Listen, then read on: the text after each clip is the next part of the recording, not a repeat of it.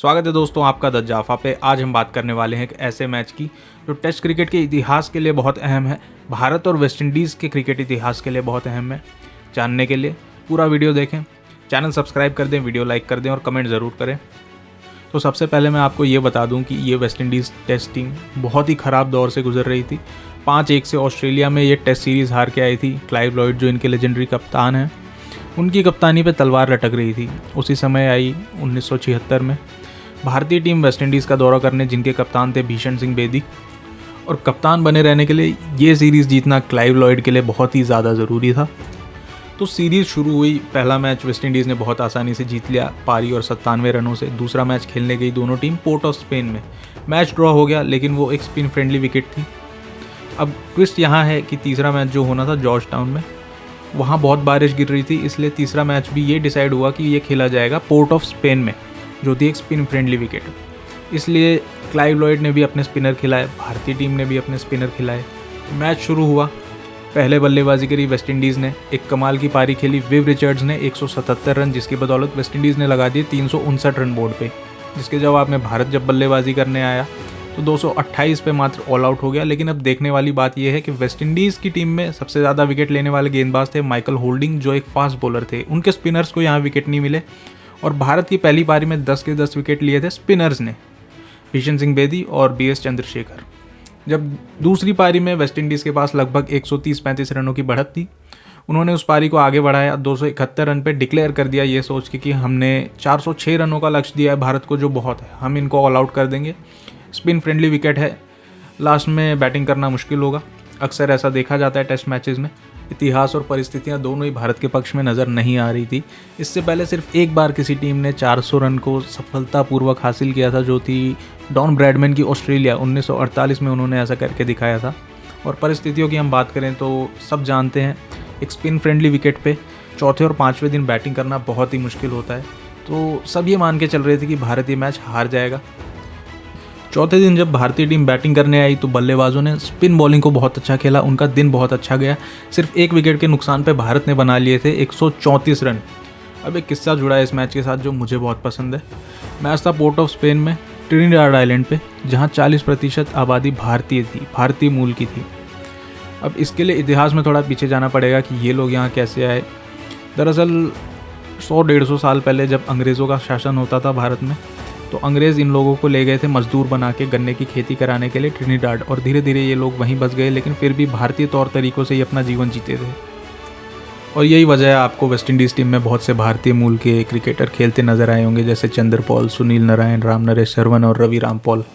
तो ये जो लोग हैं भारतीय टीम की जीत की प्रार्थना के लिए सुबह मंदिर गए, पूजा पाठ करवाया, मैदान में आके प्रसाद बांटा और भजन गाने लगे।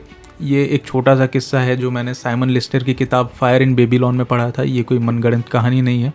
पर्सनली मुझे बहुत अच्छी लगी कि अपने लोगों की हौसला अफजाई करने आए भारतीय मूल के लोग। अब आते हैं मैच पे।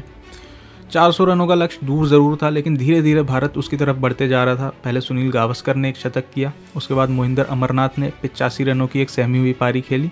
नीचे आके गुंडप्पा विश्वनाथ, जो सुनील गावस्कर के साले हैं, उन्होंने भी शतक जड़ दिया। आखिर में जाके वही हुआ जो किसी ने सोचा नहीं था। विदेशी धरती पे भारत ने पीछा कर लिया था 400 रनों का, जो भारत के इतिहास में सबसे बड़ी जीत थी, आज भी है। इस जीत का अंदाज़ा आप इसी बात से लगा सकते हैं कि जब भारतीय टीम वापस आई तो हमारी जो प्रधानमंत्री थी इंदिरा गांधी, वो पर्सनली पूरी टीम से मिलने आई थी। अब हर कहानी के दो पहलू होते हैं। भारतीय टीम के लिए तो ये बहुत बड़ी जीत थी, लेकिन इस जीत ने वेस्ट इंडीज़ क्रिकेट को भी बदल दिया। कैसे, आइए जानते हैं। तो वेस्ट इंडीज़ के ड्रेसिंग रूम में बहुत ही एक ख़राब माहौल था उस समय। क्लाइव लॉयड बहुत गुस्से में थे।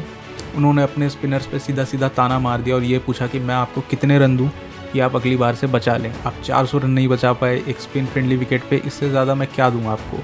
ये वाक़या भी साइमन लिस्टर की किताब में ही शामिल है, जो मैंने पढ़ा था। वर्ड टू वर्ड तो मैं नहीं बता सकता, वो इंग्लिश में था, इसको मैंने हिंदी में ट्रांसलेट करके बताया है। अब क्लाइव लॉयड ने यह फैसला किया कि वो अपने खिलाड़ियों की ताकत जो है, उनकी स्ट्रेंथ जो है, उस पर ज़्यादा भरोसा करेंगे बजाय परिस्थितियों के। और वेस्ट इंडीज़ की ताकत थी उनके लंबे लंबे 6 फीट के तेज़ गेंदबाज। बहुत ही आसानी से वो तेज़ गेंदबाजी कर सकते थे, अच्छे बाउंसर मार सकते थे, अच्छे शॉर्ट बॉल का इस्तेमाल कर सकते थे। अगला मैच जो होना था जमैका की उछाल भरी पिच पे क्लाइव लॉयड ने खिला दिए 4 जाबाज तेज़ गेंदबाज जो लंबे समय तक तेज़ गेंदबाजी कर सकते थे, और यही हुआ। भारतीय टीम पे बौछार हो गई बाउंसर्स की और शॉर्ट बॉल्स की, जिसके चलते पिछले मैच के हीरो गुंडप्पा विश्वनाथ के हाथ में प्लास्टर आ गया। ब्रिजेश पटेल और अंशुमान गायकवाड़ को भी अस्पताल जाना पड़ा। क्रिकेट में पहली बार ऐसा हुआ था कि एक स्क्वाड के 17 मेंबर जो होते हैं सबको कभी ना कभी मैदान पे आना पड़ा, फील्डिंग करनी पड़ी, क्योंकि सब खिलाड़ी मैदान में उपलब्ध ही नहीं थे।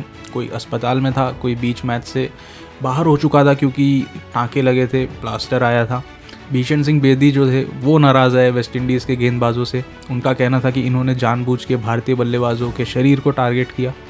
वो बदला लेना चाह रहे थे एक हार का जो उनको पिछले मैच में मिली थी। भारत वो मैच बहुत ही आसानी से हार गया, और यहीं से शुरुआत हुई वेस्ट इंडीज़ क्रिकेट के एक सुनहरे दौर की, जिसकी हम कहानियाँ सुनते आए हैं। इनके तेज़ गेंदबाजों ने इनको बहुत से टेस्ट मैचेस जिताए। बल्लेबाज बाकी टीमों के जमैका और बारबाडोस जैसी पिचेस पे खेलने से डरते थे कि हमें कुछ हो ना जाए।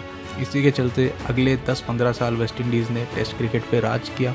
वेस्ट इंडीज़ से बहुत अच्छे तेज़ गेंदबाज तो निकले ही, साथ में इनको बहुत कमाल के बल्लेबाज भी मिले, जैसे Vivian Richards, Shivnarine Chanderpaul, Brian Lara, जिनकी बदौलत टेस्ट क्रिकेट में इनकी हुकूमत कायम रही। लेकिन धीरे धीरे वो फिर आके ख़त्म हो गई, और आज वेस्ट इंडीज़ क्रिकेट ना के बराबर हो गया है। इनके खिलाड़ी सिर्फ लीग्स में खेलते हैं। टेस्ट क्रिकेट ख़त्म होता नज़र आ रहा है, ओडीआई क्रिकेट ख़त्म होता नज़र आ रहा है। तो आज की वीडियो में सिर्फ इतना ही। अगर वीडियो पसंद आया तो इसे शेयर करें, चैनल सब्सक्राइब करें, लाइक करें। धन्यवाद।